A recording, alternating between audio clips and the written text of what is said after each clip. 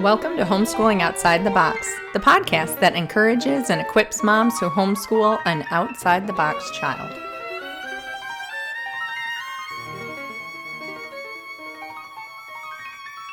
Here we go, recording. And here we go. Hey there, I'm Cindy Renna. Thank you so much for joining us today.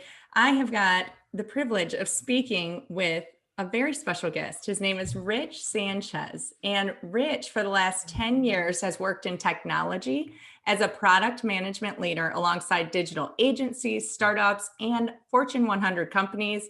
We're talking about places like Disney and Google and Johnson & Johnson. And he has brought to life digital product experiences that help solve problems for consumers and businesses all around the world. So that's not exactly what he's going to talk to us about today, because I know most of you in the audience have got children who've got autism or dyslexia or some other challenge that they are struggling with. And so I've actually asked to speak to I've actually asked to speak to Rich today because he has dyslexia himself. And after he discovered a deeper appreciation for his dyslexic mind, he actually pivoted his pursuits towards creating a repeatable advantage for people to proudly think like a dyslexic. So today in his adult life, Rich consults product managers, founders, and investors on how to transform their bold ideas into profitable products that customers will fall in love with. In other words, he's taken his dyslexia and made it work as a positive force in his life. Rich, thank you so much for being here today. Thank you, Cindy. I appreciate this. This is an honor, and I'm really looking forward to the conversation. Okay, so Rich, talk to us a little bit about your background in terms of your dyslexia, maybe sort of how you started as a child and were diagnosed and then came to this place where it's really become a pivotal thing in your life. Yeah, so for me, when I was growing up, I was never informed that I was dyslexic. I was just informed that I was not as capable as everyone else, meaning I was really bad at reading, I was really bad at writing, and those were the things that people saw, right? They didn't see anything else. And so for a long time growing up, this was, elementary to through all the way to high school, I was just kind of seen as I just struggle with this. I probably have to accept it. And, it wasn't until I got to college where I really found out that I was dyslexic. And it was actually my girlfriend at the time, who is now my wife, who helped kind of inform me about this. So I was, the story goes, I was trying to write this paper and it was taking forever, right? I had managed to get through high school and all these periods of my life to get to college, right? Kind of just working through it all, right? Just taking longer. And this was just taking much longer than normal. And my wife, very observant and very eager to help, said, why don't we find out why you're taking so long? And that's where I kind of started to learn a little bit more. And the moment that I realized that there was this, in a way, kind of a reason, it started to help make sense of a lot of things from my past. Because when I was younger, I didn't have that much confidence, right? As a child who, struggled with reading, struggled with writing, it actually, in a way, hampered my dreams. I had these big audacious dreams of actually playing professionally as a soccer player, because I didn't want to go to school. I didn't want to do all these things because of that, right? But I didn't achieve those big dreams of playing professionally because, and ultimately, I think the negative self-doubt that I had about myself and my inability to do all these things was what really brought me down, right? And when I got to college, though, and I thankfully I did get to college, I kind of made this commitment to myself that in order to really become what I wanted to become, I need to figure myself out a little bit more and change, right? Or at least leverage my strengths. And it wasn't so after maybe a few years that I discovered that I was dyslexic, did the whole diagnosis. I didn't really appreciate it as much as I do now, because recently I watched this video that was created by the Made by Dyslexia organization, which was a dyslexia sperm bank.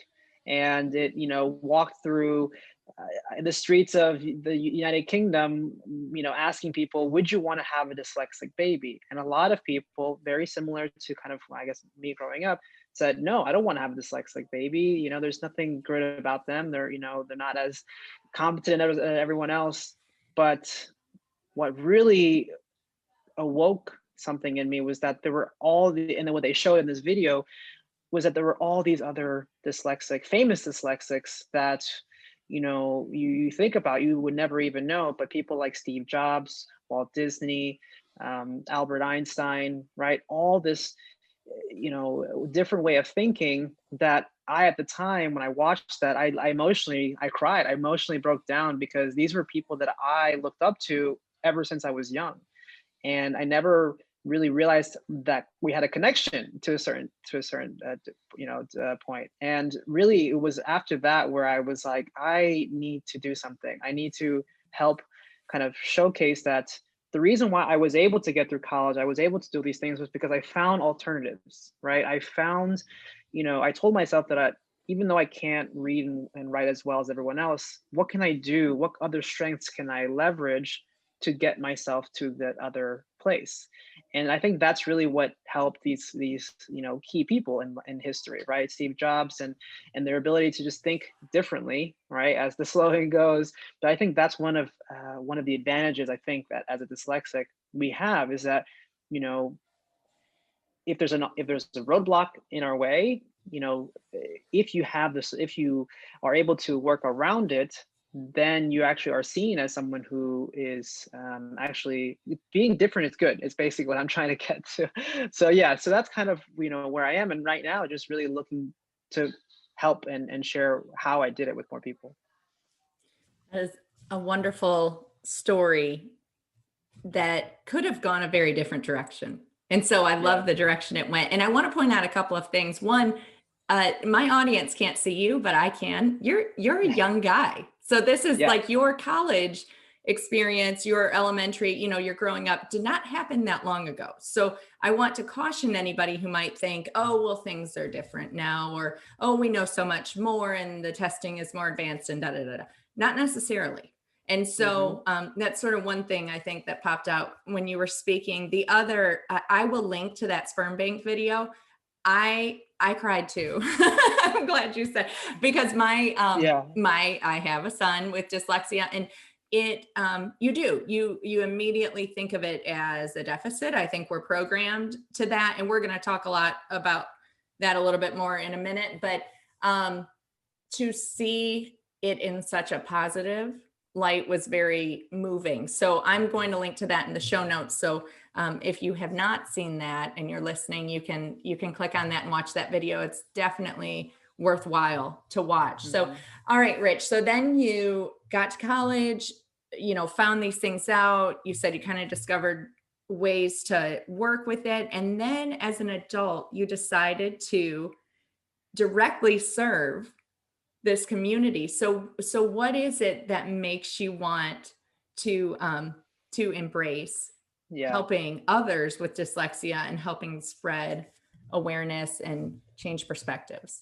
So, for me, I think it was that I think back to when I was younger, and I'm getting chills thinking about this, but I wanted to have someone like a Steve Jobs or an Albert Einstein to look up to. Right. To really say, because I think when you're younger, role models play such a big part in how you turn out. And especially to know that, here are some significant people that have achieved some significant things, that you can do it too, right? That, you're the same. There's nothing that separates you from these other people. You have, in a way, almost the same gift, right? And so that's what really made me say, a lot of these people, they may not be able to do this right now. Like they may, I know Richard Branson is one of those key figures who talks about dyslexia as a an advantage as well, but maybe he may not be as reachable as, let's say, myself, who I'm kind of still in my early stages, but want to help be that role model, if you will, to these, kids. And kind of, I think about myself as that younger, younger child who just needs someone to look up to and talk to say, what are my options? Like, how do I deal with this? How do I get around this? But also, how do I see this as a positive? And that's really what my message here is, that I think dyslexia, has become a great positive, um, ability, really, in being able to think differently. And the world is changing right now to, I think, almost serve dyslexics a little bit better. Things like the ability to, I mean, I think so much more or learning and education is done visually now through watching and things like that, which I think we're really good at. I mean, that's probably one of the best places that I learn from, is just visually and learn, in a different way. So that's really why I'm trying to help. Yeah, and you're an entrepreneur, and I know you Yes. have your own company, Product Fit, and so um, I will definitely link to that so we can look more into it. But I love that you're providing practical pathways. It's not just saying like, oh, you can do anything you want, or you can be who I, no, it's, hey, your brain works differently, and that's not necessarily a bad thing. Let me show you these ways that you can really use this to your advantage. Yeah. So, okay. So why is it seen as an impairment then? So Why if people like us, or the sperm bank video, if we know that there are people out here who achieve great things, like why is it immediately seen as a deficit in many cultures? I think it comes down to, because of what the education system is trying to serve, a one-to-one type of like model, right? It's not a Mhm. one-to-many. And if you don't fit in that one-to-one standard, then you're seen as below average, right? And or Mhm. you don't meet the standard, right?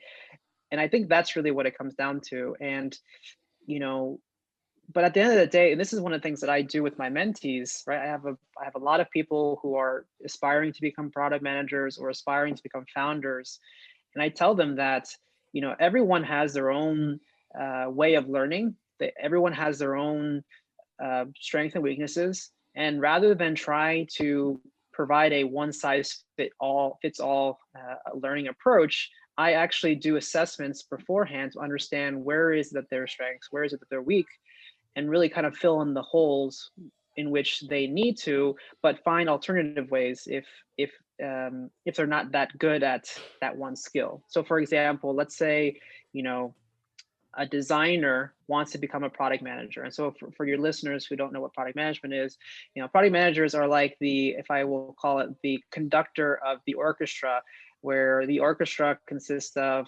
the designers and engineers and marketers, right? All of these key people that help to build a product that you and I use, sometimes digital products, it could be physical products, right?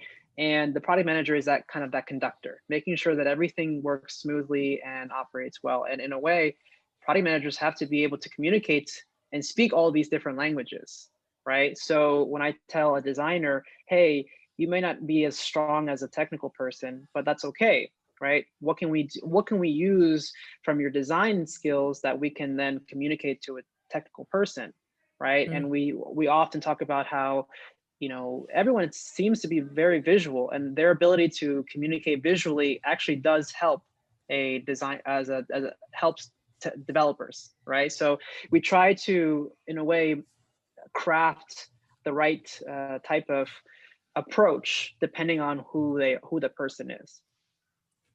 And it's custom fit, and you're in good company, because you are talking to an audience who has decided we don't want the one size fits all sort of education. We do see Hmm. the value in making custom decisions based on our children's needs. And so you're right. I think what you mentioned about the world sort of moving in that direction with so much with technology. I mean, there are so many ways that dyslexia can be a strength, and I think is a lot more conducive to this world than maybe the world 50 years ago, or even 20 years ago. So what are some career possibilities? I know I've read there are certain, maybe 5 careers where people with dyslexia can really thrive Mhm.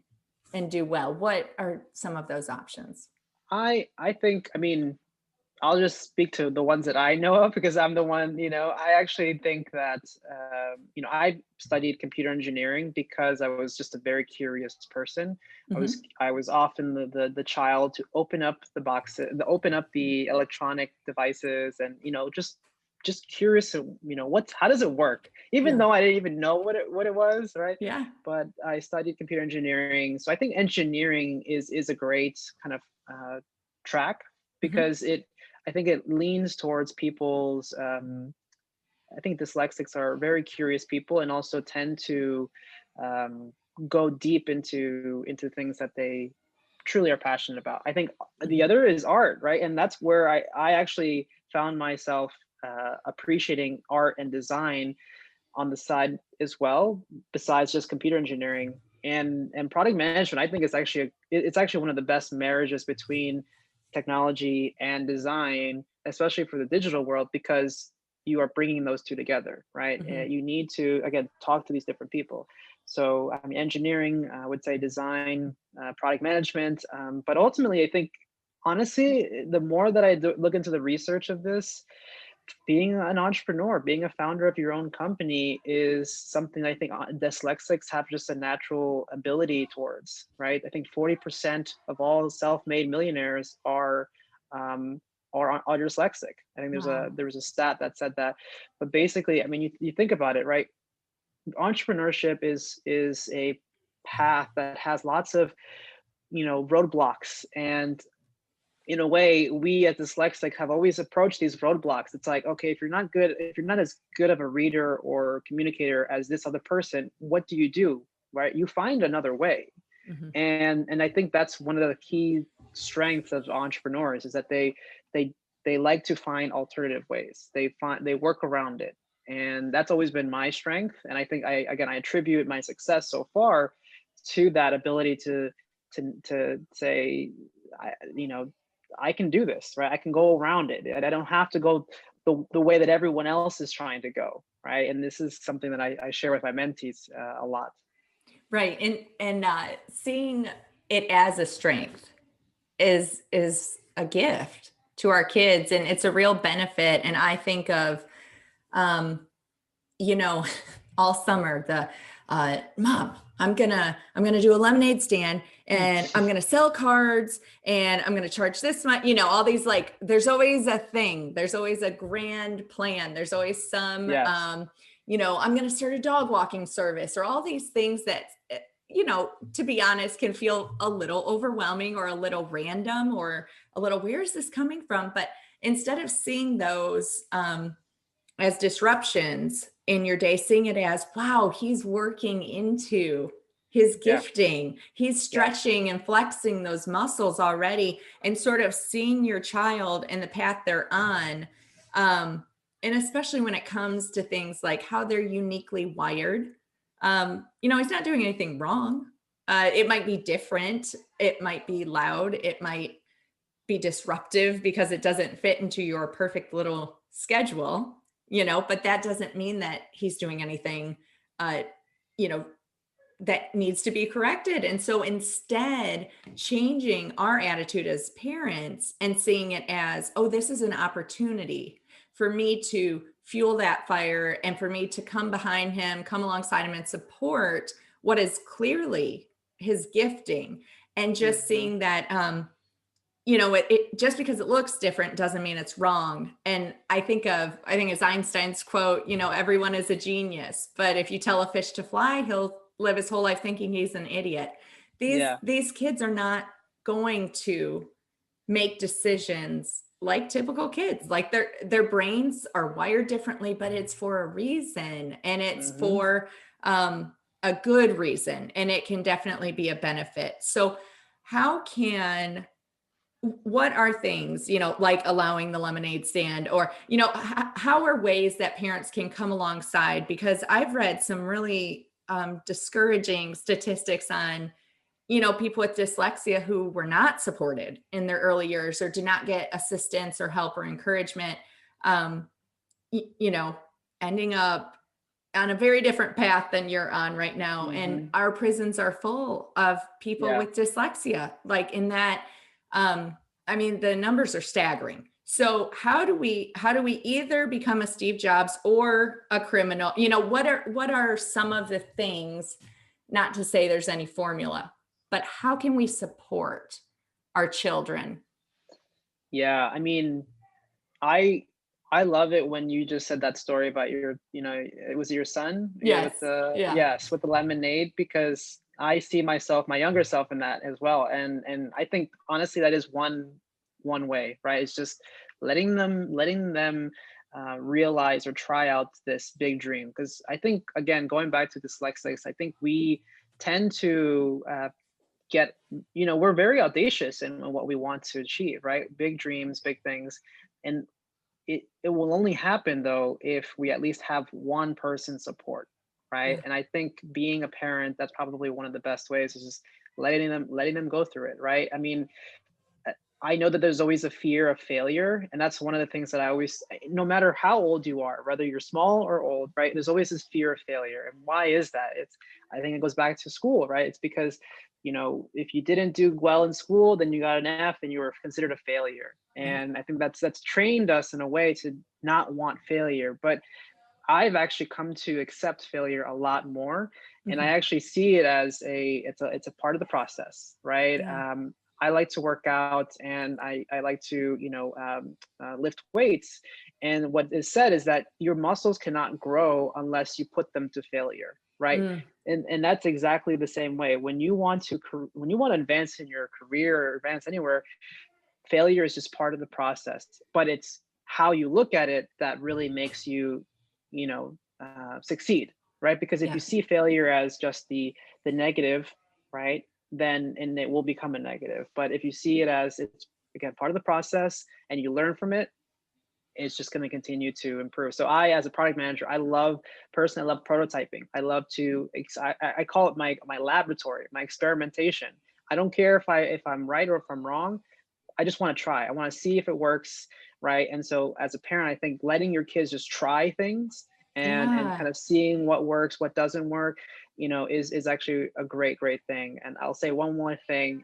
There's this one really really common team building exercise that people do in corporate America, and they basically assign a group of people, right, the task of building the tallest structure, right? I'm not sure if you've ever tried this before or No, no, anything. tell us.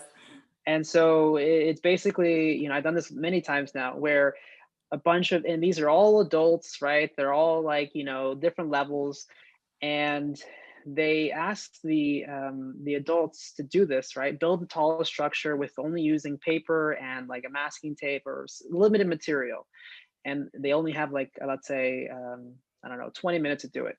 Mhm. And these adults spend almost like 15 minutes just talking about it, right? They talk, Yeah. talk, talk, talk, talk, and then they have, oh my gosh, we have 5 minutes, and they start to try to build, right?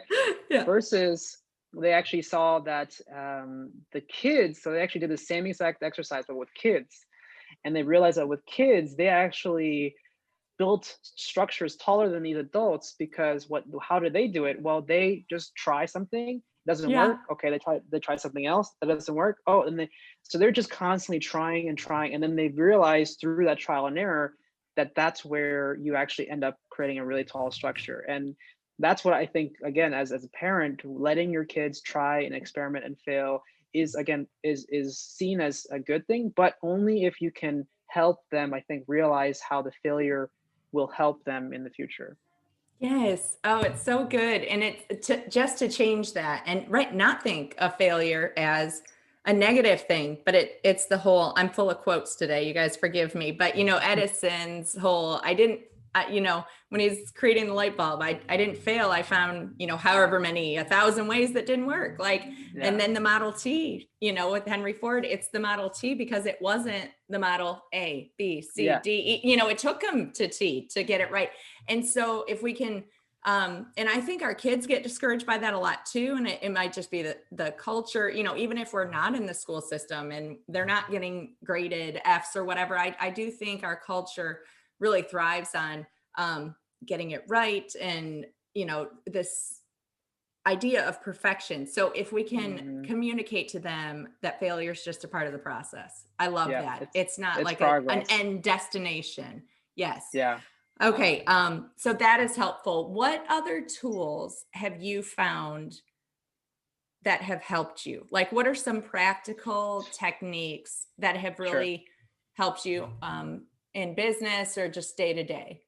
Sure. So, I will be honest with you, ever since graduating college, I probably never really picked up a book, um, because I think I just kind of kept that fear of like, oh, I can't really finish a book, or I just couldn't really. I mean, I was obviously told to read, and I would read in school, but after that, I never really did anything with it. And it Mhm. wasn't until I think I mean, podcasts and audiobooks have been around for a while now, but I kind of made the decision to I want to consume this information, Yes. and I number one is I could try to go and read and get better at it, but I was trying and trying. And I just couldn't really. I just didn't see the success, right? I wasn't getting through these books, so I moved to audiobooks, and I was just it was like a night and day, and I was Yeah. just getting this information in a different way, but I was getting it, and that was what really mattered. So I would recommend, just as simple as it sounds, but just if you're going to read, or if you're going to recommend to get information from books, try out audiobooks.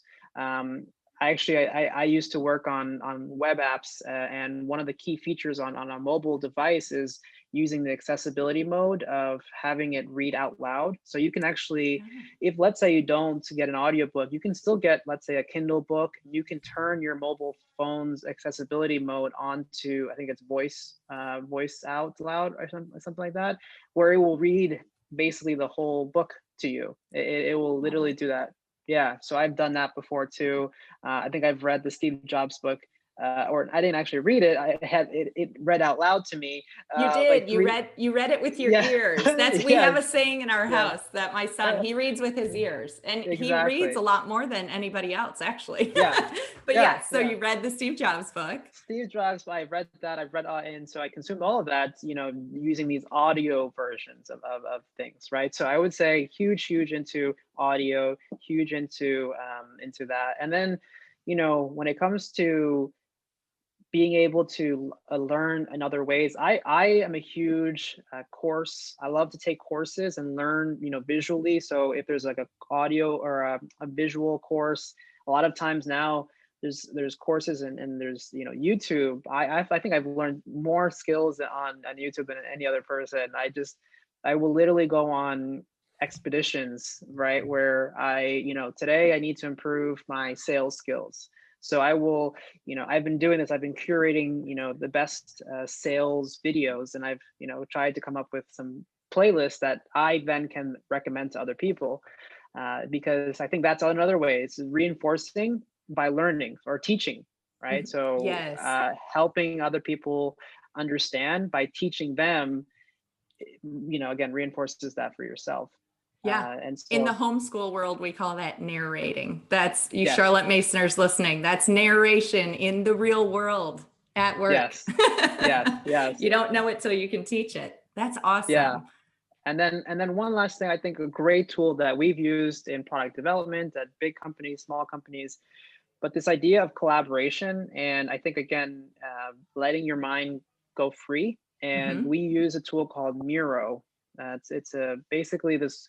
Think of it as this infinite large whiteboard, but on your computer, right? And Okay. you can have people collaborate on. It's a really great tool for visually taking your ideas and putting it down on something, right? Because that's the other part, Yes. is being able to communicate, right? Maybe we're not the best writers or communicators in that way, but we can use our other means of communication, right? Taking pictures, looking at videos, getting examples, and that's what I use a lot when it comes to communicating to people. Is I actually like to screen share. I like to show people things, and I Yeah. actually recommend this to my mentees, and some of them actually got jobs at prestigious companies by going into an interview, and instead of just talking, Yeah. I actually told them to share an example of of a use case that they did, for the question that they're being asked. So if they're being asked the question, show me a time when, or talk to me about a time that you did this, I tell them, like, show them, go, like, Yeah. actually prepare. And that's, again, another form of communication, but it's being executed in a way that focuses their attention on something that you have control, right? Right. Right. I have to pause here. We're having an issue. I think because when you signed on, there were two of you, it's logging me as a multi. So it's going to cut Mm, us off in 2 okay. minutes. So can we pause? Can I stop here and restart so I don't Yeah. lose whatever you're going to say next? Because Okay. I've got like 2 more questions. Is that okay? Yeah. Okay. So let me end this one. I know because it popped up. I'm like, what? There's only one person, but that must have been what happened. Okay, so let me end here and then we'll just pick up like we didn't, my husband will Okay. edit. He does all the editing. He'll fix it. Okay. Okay. And this has got to be the most unprofessional interview I've ever done. Okay, let's start over. Okay, Rich. So are there any things that we can do as homeschoolers in regards to teaching our children who have dyslexia? Are there any things that we can do right that we could do to help? Sure. So I don't have kids right now, and I can't really give you a solid answer. But what I will say is that my wife and I, we have talked about this and how we would love to educate our kids. One of those ways is to homeschool them in a way that allows them to learn in their preferred way, right? Meaning, and also teach things that maybe aren't always taught in school. Like, for example, the importance of financial education, right? Yes. I have always wondered why it was that when you go to school, you don't really learn about finances. You kind of have to, like, deal with finances once you're an adult, and it's always the negative connotation that money is bad, and all these negative things that associated to it. But I think if you develop that education early on, you start to realize how you can see money and as a good, right? How you can use it and leverage it for good, right? So I think the material is probably what I would uh, provide differently, right? So financial education is one. Another kind of curriculum or career, or I should say course, which I've talked about, is the importance of knowing how to effectively communicate, right? Mhm. Meaning, how do you uh, establish relationships, or how do you really take advantage of connecting with people, and really the value that connecting with people has to offer, right? So for example, and this could be a little experiment, but building up a little team amongst the other kids in your neighborhood, and coming up with an idea that you want to pitch, right? Because a lot of times I think doing things ourselves is great, but if you can actually start to develop the ability to work together, collaborate, as you're younger and for a bigger purpose, you Yeah. develop these skills in leadership. You develop these skills in communication. A lot of these things that are needed, right, when you are let's say going down the entrepreneurship path, or in just a regular career path, right? And so developing these skills early on is definitely an area, right? And then I think the third one, the big one, I would say, is that identity, right? Building up, almost at that, building up your own belief of who you want to be, right? Yeah. So defining, I actually I walk my clients through this, where we go through an assessment, or I help them figure out currently, uh, embracing their past. So what is it about their past that that they've either liked or didn't like, but actually writing it down, Mhm. right? So learning that, embracing your past. Then we move into this assessments and kind of understanding yourself. What are your strengths? What are your weaknesses? Figuring that out. And then the exercise of writing your future, right? What is it that you want? And actually taking the time to write it down, and figure out, maybe even how much will this future cost, right? Like, let's say you want to live in this beautiful mansion in Malibu and, and whatever, right? To have these cars and maybe travel the world, go through the exercise of figuring out how much it is. So that way, at least now it's more tangible than just a wish, right? Because a Sure. wish is usually something that doesn't have an end goal, it doesn't have a tangible price tag or whatever. Right. And then being able to reverse engineer, right? What are some multiple ways of doing that? I guess those are some of the different types of things I would love to be able to homeschool. And then the ways, the communication, again, that goes back to maybe using other alternatives, right? Maybe audiobooks, maybe, videos. Um, uh, Actually, again, having them teach other people is actually an interesting, I think, point. But yeah, that's what I would have to say right now. I love these are all such good ideas. And you know what? They're very feasible. I mean, nothing you said was like, oh, that we could never figure out how to do. I mean, they were all things that I think with a few tweaks, anybody listening could find a way to work that into their homeschool. And again, with having Hmm. the freedom that we have and the time, that's a Hmm. crucial thing too. And it doesn't have to be measured on a test or anything. We don't have to answer to that. So you're right. There's all these real world skills that we kind of, I mean, dyslexic or not, launch into the world not knowing how to do. So that Hmm. needs to be, we need to fix that.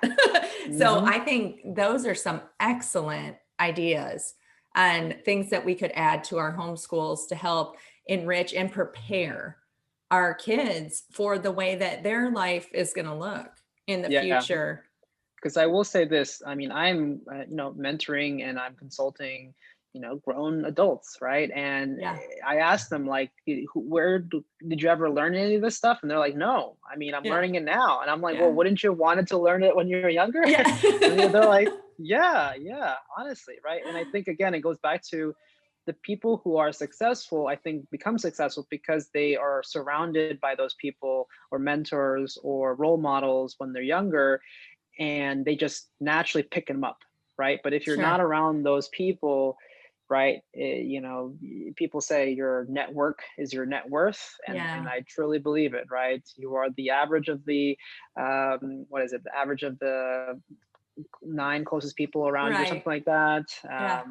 And so again, it goes back to that, and that's kind of what I'm trying to do now, is in a way help people kind of figure these things out, give them the right Sure. information and practical knowledge that they can then go off and do it themselves. Yes. Oh, that's so good. And that's so encouraging for moms who are in the thick of it right now to kind of step outside of that and look at the big picture. So that's what I want you to close us with. I want you to give a word of encouragement to the moms out there who are like, okay, Steve Jobs, that sounds great. I can't get this kid to do his math. Like, or he still can't tie his shoes or spell, or, who are really maybe a little frustrated or discouraged with the day to day battles or struggles. Maybe these are things that don't need to be battles. We're making them battles because we're thinking about it in maybe an incorrect way. Or we're putting value on things that maybe don't need to be that valuable. Like, does he have to read a science book? Or there's a great company out there, Apologia, who does audio book, so maybe you could get the audio version and he could read along, which is actually a therapy that's proven to help the brain, if you listen and read it at the same time. That's really therapeutic, and then it's helpful, and it's okay if he doesn't read it himself. We can provide these tools, and that will still count, and that will still be as good as if he just read it himself. So speak to the mom who's maybe thinking about things, maybe small picture. They're seeing the tiny things. Give us some encouragement about the big picture. Yeah, I mean, I can, I can say that there's a lot of struggle, I guess, that comes with dealing with these little things, right? I think everyone, when we get very, very into the weeds, we only see the challenges, that small challenges that, are around us. And I will say that for you moms out there who are kind of going through this, personally, being able to take a step back and really think about, where is it that you want your child ultimately to be, right? I think most parents, most moms want their kids to succeed, right? And they want them to have a happy and healthy life. And what I will say is that, me growing up, I was, very blessed to have a good support system. And so, as long as you can continue to support your kids, right, and be able to maybe even again embrace these or show them. Actually, that's a good thing. I forgot to mention this, but maybe show them, right? Show them like, hey, you're struggling with math, but maybe look at this individual, right? Steve Jobs, or these other people that they can maybe look up to and say, Mhm. if you want to be like these people, these are some of the things that they went through. you know um, let's try to get you there, right? I think finding role models is so important, and I think Yeah. kids, they do want role models. They look up to, and sometimes it's not always the right role models, right? Sure. Celebrities, and sometimes they glorify certain people. But really, I think taking asking your kids, like, who do they look up to, who do they want to be, or maybe even suggesting or showing them these other people, right? These dyslexics that have become so successful, right? And some of them who are passed away, but some of them who are still alive, right? And kind of showing them like, hey, they can do it, right? If they did it, you can do it too. And I think continuing to be that positive energy is what really helps and motivates them. Oh, that's so good. Well, thank you so much, Rich. Tell us where we can find you, follow you, support the dyslexic community, all the online Sure. things.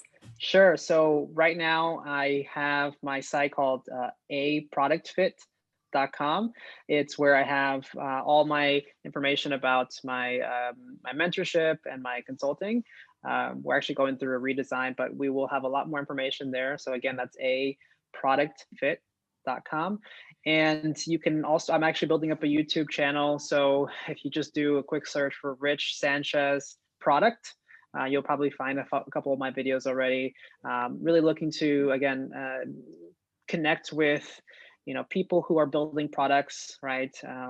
People who are potential or aspiring founders or entrepreneurs, and then even people who want to eventually become investors, right? I think being able to eventually invest in ideas and products is probably the ultimate, I think, level of happiness, because you then have the ability to see these people and these products develop into maybe even game changing or world changing Yeah, opportunities for people. So it's really exciting.